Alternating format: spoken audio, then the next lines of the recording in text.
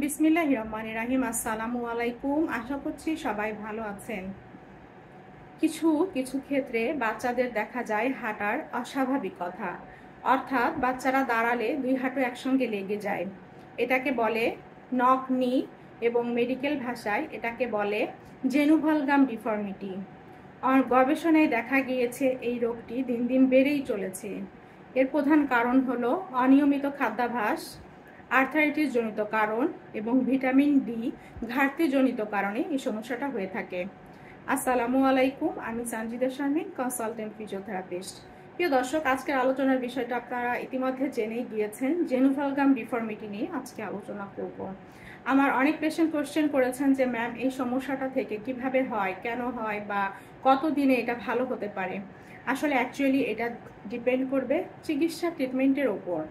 এর প্রধান কারণ হলো ভিটামিন ডি ঘাটতিজনিত কারণে এটা হয়ে থাকে। এছাড়া আর্থারাইটিসের সমস্যা দেখা দিলে এটা হতে পারে। অনিয়মিত খাদ্যাভ্যাস, বেশি ফাস্ট ফুড, অতিরিক্ত ওজনজনিত কারণ, জেনেটিক কারণ, কনজেনিটাল প্রবলেম, এই ধরনের কারণে হয়ে থাকে। এছাড়া পোস্টারাল ইমব্যালেন্সের জন্য এই সমস্যাটা অনেক বেশি হয়ে থাকে।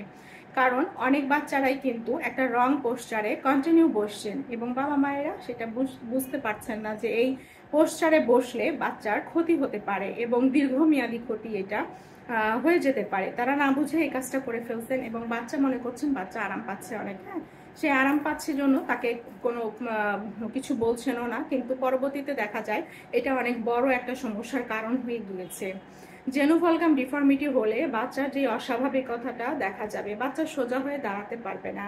যখন বাচ্চা দাঁড়াবে সোজা হয়ে, কিছু বাচ্চা দেখা যায় একদম দাঁড়াতে পারছেন না, আবার কিছু বাচ্চার ক্ষেত্রে দেখা যায় তারা দাঁড়াতে পারছে এবং পায়ের মিডিয়াল সাইড মানে ভেতরের যে সাইডটা রয়েছে সেই সাইডটা কি হবে, একদম লেগে যাবে। দাঁড়ালে দুই হাঁটুটা একদম লেগে যাচ্ছে এমন মনে হচ্ছে। হ্যাঁ, অনেক সময় মিডিয়াল সাইডটা একদম ভেতরে লেগে যাচ্ছে, ল্যাটারাল সাইডে বাইরে চলে আসছে।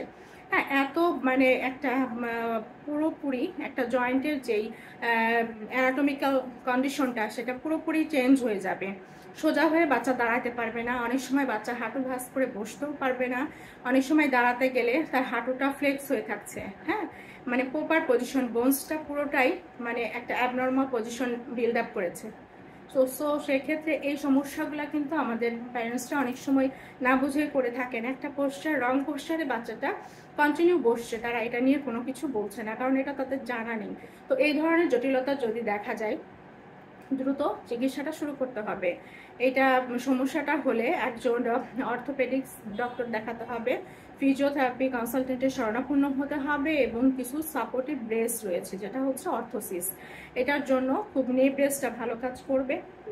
তো এই ধরনের সমস্যা হলে চিকিৎসাগুলো অবশ্যই কন্টিনিউ করতে হবে এবং যত দ্রুত চিকিৎসাটা শুরু করবেন এর ইমপ্রুভমেন্টটা তত দ্রুত আসবে এবং ধৈর্য সহকারে একজন চিকিৎসকের শরণাপন্ন হয়ে ফলো আপে থেকে কয়েক বছর ধরে চিকিৎসাটা কন্টিনিউ করলে আশা করি বাচ্চার পা সুস্থ হয়ে যাবে, পুরোপুরি বাচ্চা ভালো পায়ে পরিণত হবে। ধন্যবাদ, সকলের সুস্বাস্থ্য কামনা করছি। আমি সবসময় আপনাদের অ্যাওয়ারনেস বিল্ড আপের জন্যই ভিডিওগুলো করে থাকি। অনেক সময় বাবা মায়েরা বুঝতে পারেন না, এই ধরনের সমস্যা জটিলতাগুলো নিয়ে ভুগে থাকে এবং দিনের পর দিন এটা আরও বেশি ডিফর্মিটিগুলো বাড়তে থাকে। সেক্ষেত্রে দেখা যায় একটা বাচ্চা যখন সার্টেন এজটা পার করে ফেলে, যে বয়সে যতটুকু কারেকশন আসা সেটা না এসে যদি ওটা লেন্থি প্রসেসে চলে যায়, সেক্ষেত্রে বাচ্চা এবং পরিবার দুজনের জন্য অনেক বেশি ভয়ঙ্কর সিচুয়েশন তৈরি হয়। সেটা তৈরির আগেই যেন কারেকশন এবং চিকিৎসা, সঠিক চিকিৎসা, সঠিক অ্যাডভাইসের মাধ্যমে আপনারা সুস্থভাবে চলতে পারেন, সেই কামনায়। আমার YouTube channel life health and physio care এবং আমার Facebook page woman and child physio care and cure, এই পেজ এবং আমার ইউটিউব চ্যানেলে আপনাদের অ্যাওয়ারনেস বিল্ড আপের জন্যই আমার কিছু কিছু টপিক নিয়ে ডিসকাস করেছি এবং আশা করি আগামীতে আরও করব। সেই পর্যন্ত সকলে ভালো থাকুন। ধন্যবাদ।